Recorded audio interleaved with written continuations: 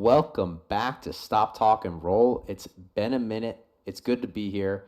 I'm just going to start and pause this because that's how I get my mouse back. I've had having some technical difficulties, but the major problem is I just haven't been here. I haven't been doing the show, and I'm back. We're going to have some fun today. So today we have David. Both of these guys are David. I actually met these guys at a competition, a new breed in Long Island a few weeks ago now. One of my students was competing in the same division. They actually go against David I think in the next round. But these guys are competing. They have no gym that they train at, so they're just training on their own. They're good. They move well. It's the beginner white belt nogi division for what it's worth, but they moved really well. So we got to talking to asking. We got to talking afterwards, and David had some questions, and it came out that they don't have a gym. So I was like, you know what? Send me your footage. I got footage from both these guys. And so the next couple episodes, I'm going to help these guys. I like that it's some competition footage. And yeah, we'll go from there. So we have David over here, and the other person, his name is Nicholas, which is, a phenomenal name. Can't really get better than that. And the match starts. So let's see here. I was watching this match live too, so I'm off to the side over here, checking things out. Initially just kind of making some grips, posted on the head, general stuff. Something that I need to work on big time is wrestling and stand up, and I have been working a lot. But my analysis of it, just straight up isn't the greatest, David. I'm going to be quite honest, David and the rest of the audience that's watching. But generally, looking to make angles, I think one of the most basic things you can do in jiu-jitsu for stand-up is walk forward and circle. Don't walk backwards. It's just a good way to go after people. Okay, so now we got our head stuck in the guillotine. You work your way out, no problem. Simple things you could be doing here is looking to get 2-on-1s, looking to advance into getting behind the body, simple things like that. Yeah, getting behind the leg, I was just going to suggest that too. So using this here to either take them down or, okay, good. Look, kind of a step along or grabbing far wide there. I hope this hits the ground soon because this is not my expertise. Goes in for a shot, kind of brushes him off.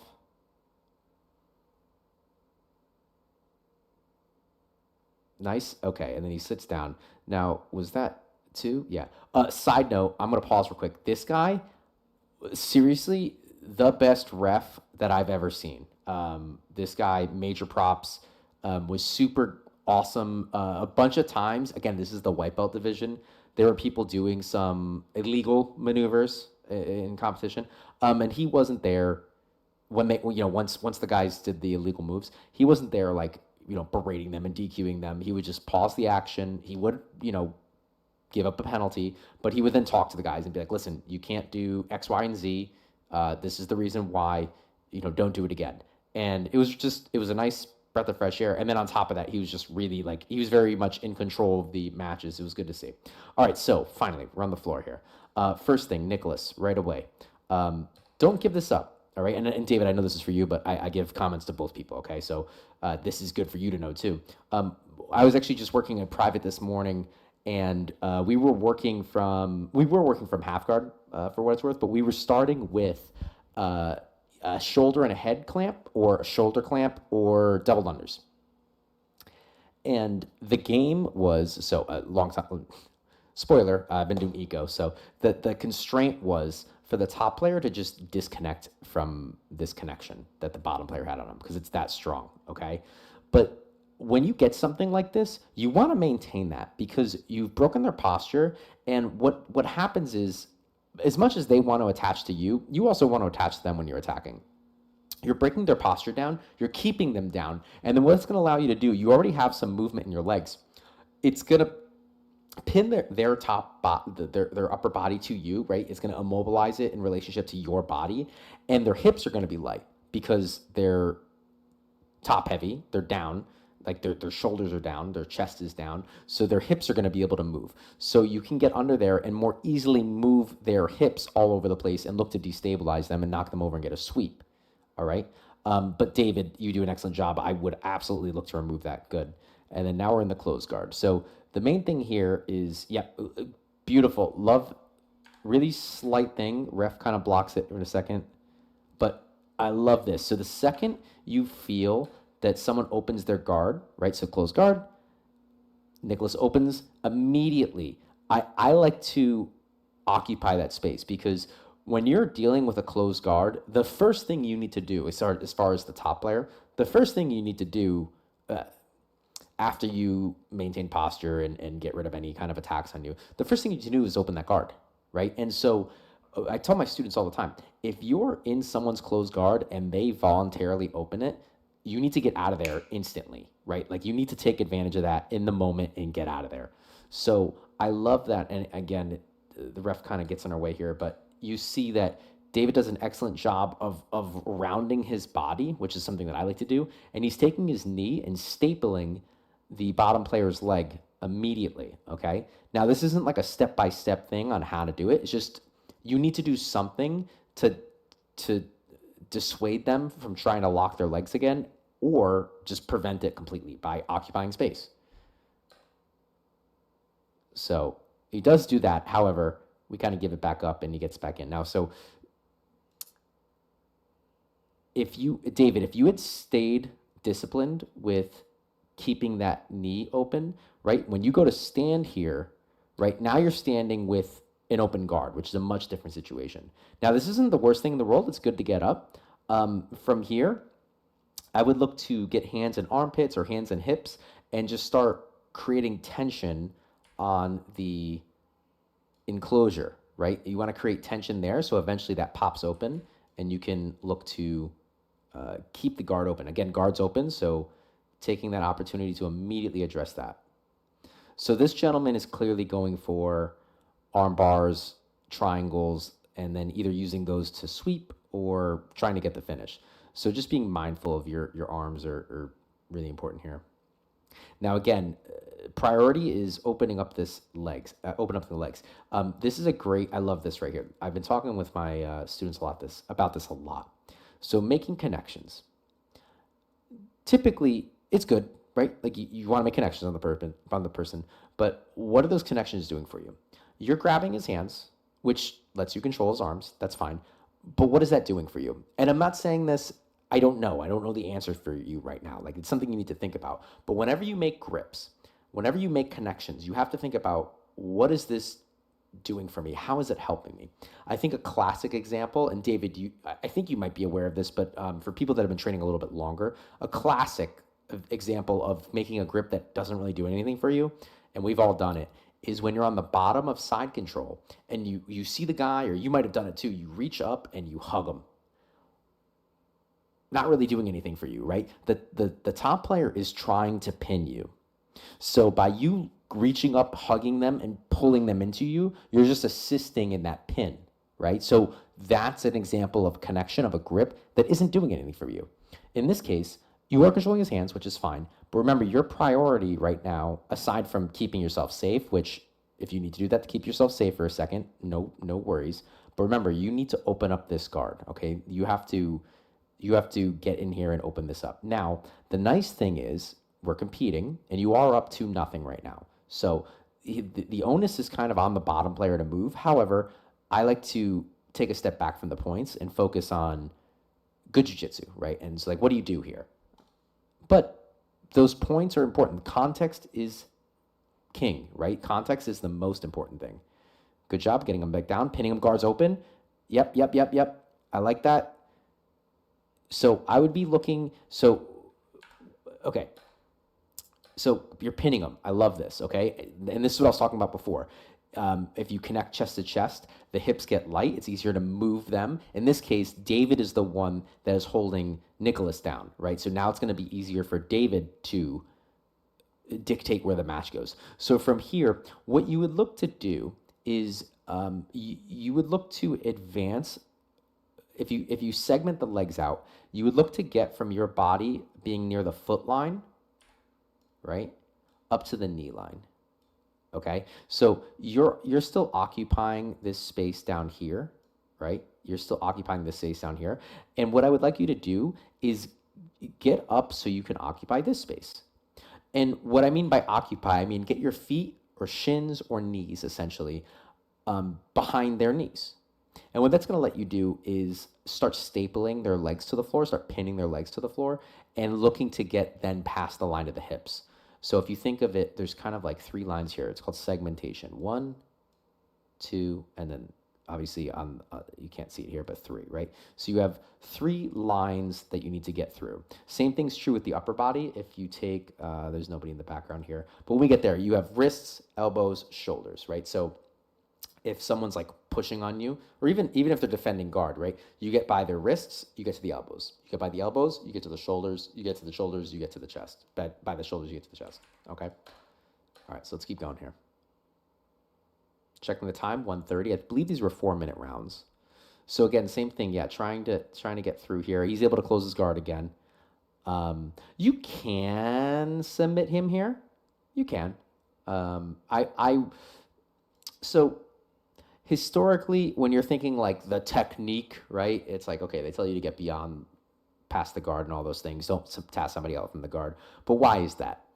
The reason why that's a thing, right? The reason why we want to be past the line of the hips is exactly what's happening here. Nicholas is able to use his legs to push you off and give him some freedom of the choke, right? Anytime you want to choke somebody, you need to fully enclose the neck and basically provide double coverage over both sides of the neck. Which you can do from inside the guard. It's not that you can't do that, but again, the guarded situations allow the bottom player to take their legs and push you off, okay? So those little things help. Okay, kind of reset here.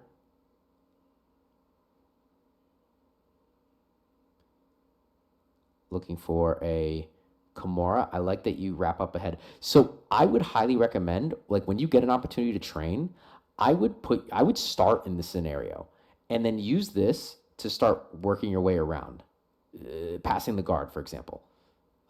It's not a bad thing at all. He's looking to turn over. Again, his guard's open. If you can snake this leg over on top of here while he's doing this, you can get around. One thing I like to do when I'm in someone's guard and they start trying to Kimura me on one side, I like to actually get my hands around their body and bind my hands up and look to like kind of body lock them. Okay, we off the mat there. I'm just going to skip ahead. I don't believe there's any points. Oh, it's 2-2. Okay. I think he ran out of bounds there. So reset on the feet here. I think this guy might do some kind of striking training. His hands are high, or maybe just kind of newer at jiu-jitsu. Well, I mean, obviously everybody's a white belt here, but yep, like that. I like using your head. Beautiful. Yeah, you can see that coming a mile away. Nice job. Keep him down. That should be 2 for you, if I'm not mistaken now, because you took him out of bounds, or at least at advantage. Let's see what happens. I'm curious. The suspense. Nothing yet. Oh, it's not worth anything. Okay. Fair enough. I also want to give David credit. He was, I don't think there's anybody in his division, so he moved up a weight class to roll with all these guys.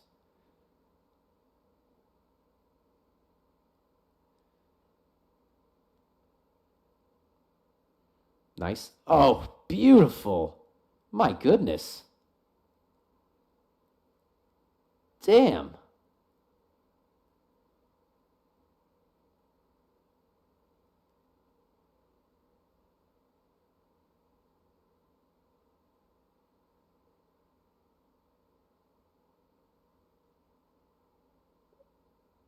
Nice. Get into the body. Oh, dude, that's gorgeous.